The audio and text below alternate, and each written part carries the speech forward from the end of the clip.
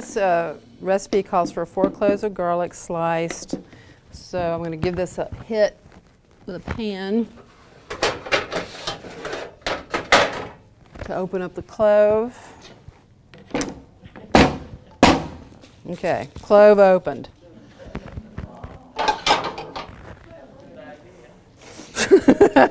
It does it, yeah. You don't have to be real violent with it, but it just is a good way of getting all the cloves out without having to.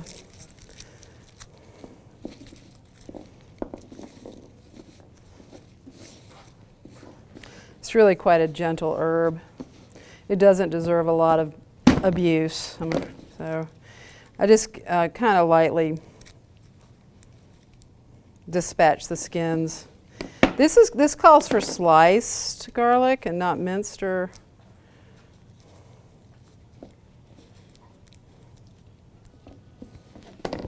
Calls for 4 cloves.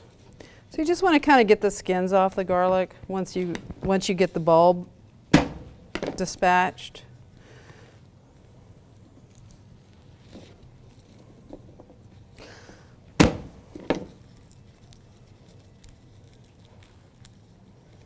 Now I can hear that I didn't turn our music off. Now that's all I'm going to be able to hear.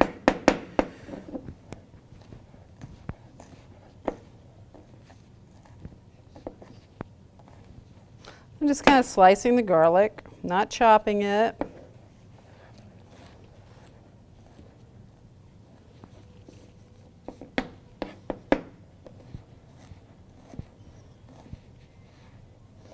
And I've got some of the pork fat in the skillet from the pork chops that we just made.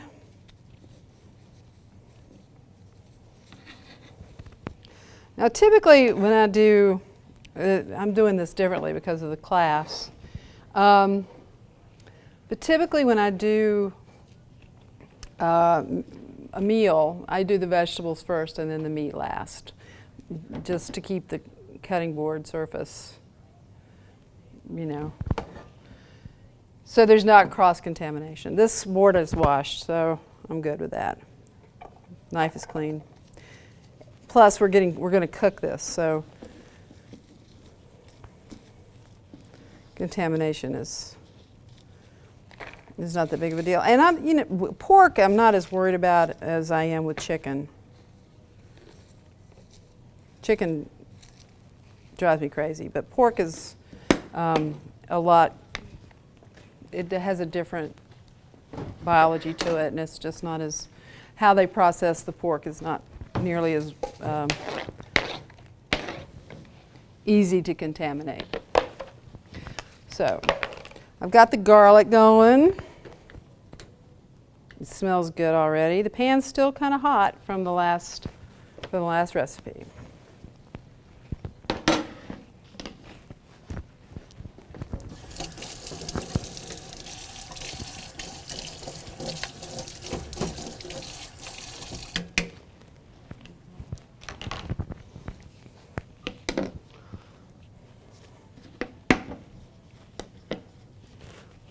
Move that over.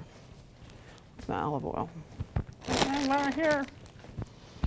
Okay, you can use the canola oil if you like. I see where the olive oil is now. Okay. Excuse me. Oil. I'm just adding a little more olive oil to the pan. Because originally there's canola oil, there's pork fat in here now, and I just want to add a little olive oil in here. I'm going to juice this lemon.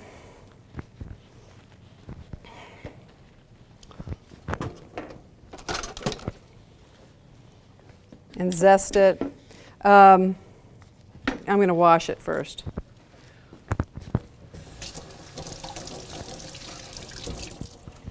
It's not an organic lemon, so I want to wash it first because I don't know who's been licking on it or whatever.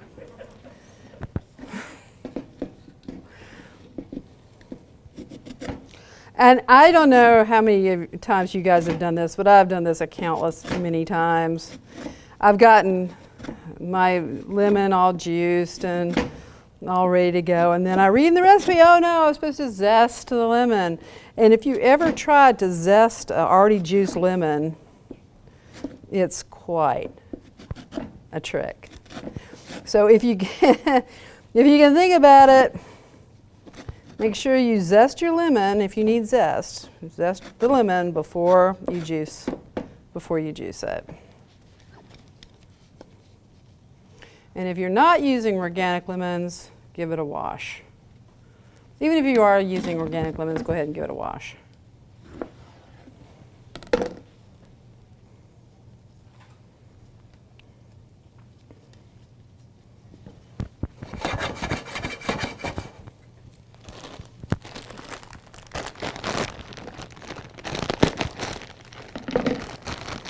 I'm probably not going to use all of this because there's just not that many of us tonight.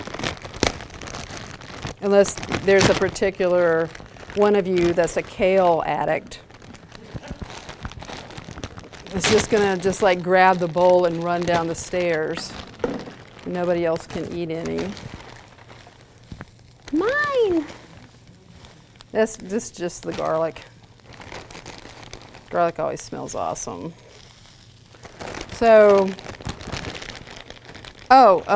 and okay, another cool thing about this, I just saw this, but I always appreciate companies that give recipes on the labels or on the back of stuff, and they're always really good because otherwise they wouldn't put them out there to the public. Because if I bought this bag and I used this recipe and I didn't like the recipe, I probably wouldn't buy this bag again, and I'd be dissing this company, saying, "Oh, I really didn't like that recipe." So this particular recipe has a kale spaghetti in it, which actually looks quite good.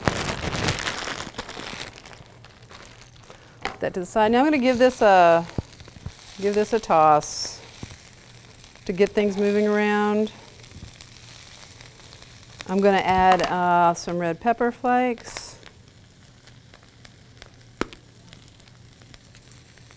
Just a little, not too much.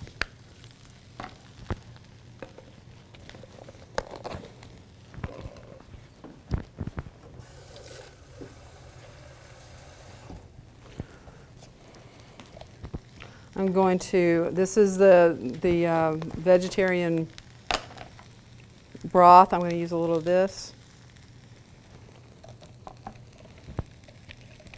You can use chicken broth as well. Any kind of flavorful stock or broth.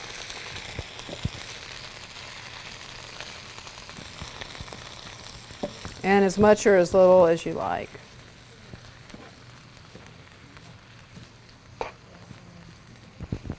All of these recipes, except for the chocolate pudding, I love this stuff, so I'm just going to sprinkle it like I would salt and pepper. This is the broth base, Orrington Farms. It's actually vegan broth. Yes. I'd be in such trouble if I showed you things that couldn't be purchased here.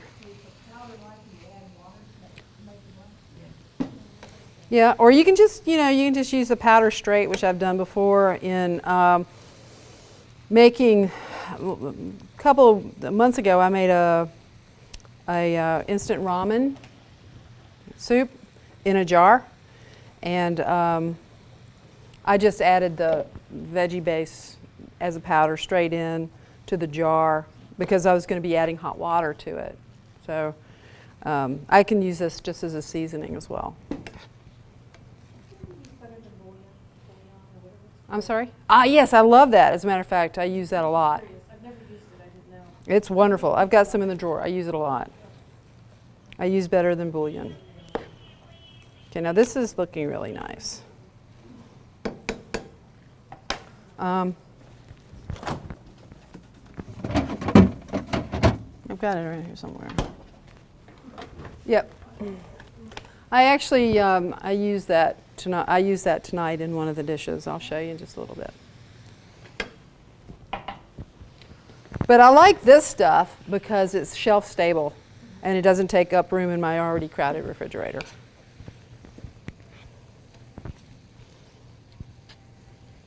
So this is looking pretty good. So I'm just going to let that go for just a little bit.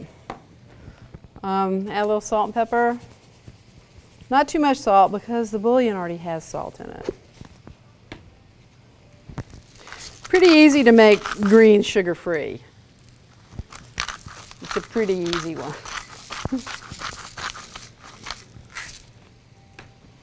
The hard thing to make sugar-free is the dressings and desserts. Okay, I'm just going to let the water evaporate out of this, and that'll be it for this recipe. I'm going to add zest. This is going to make it very bright tasting, and lemon juice. You squeeze lemon through your hand, so if you don't have a better method of catching the seeds, this takes care of the seeds. You don't get any funny crunch when you go into your greens and hit a seed. Oh, that smells really good. Really good. That's nearly perfect. Okay.